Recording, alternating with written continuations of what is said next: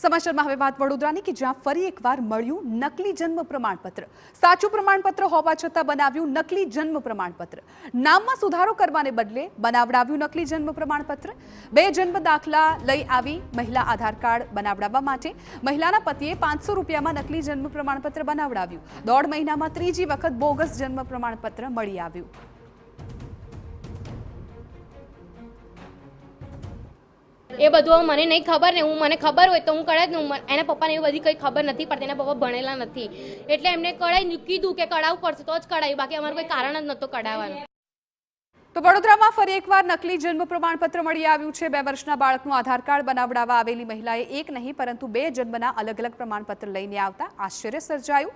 અધિકારીઓને આ બાબતે તપાસ કરતા ચોંકાવનારો ખુલાસો થયો છે કે મહિલા પાસે સુરત મહાનગરપાલિકાનું સાચું પ્રમાણપત્ર હતું પરંતુ નવા નિયમ પ્રમાણે જન્મના પ્રમાણપત્રમાં બાળકનું આખું નામ હોવું ફરજિયાત હોવાથી નામ સુધારવાની બદલે સમય બચાવવા બાળકના પિતાએ 500 રૂપિયામાં તેનું નકલી પ્રમાણપત્ર બનાવી દીધું।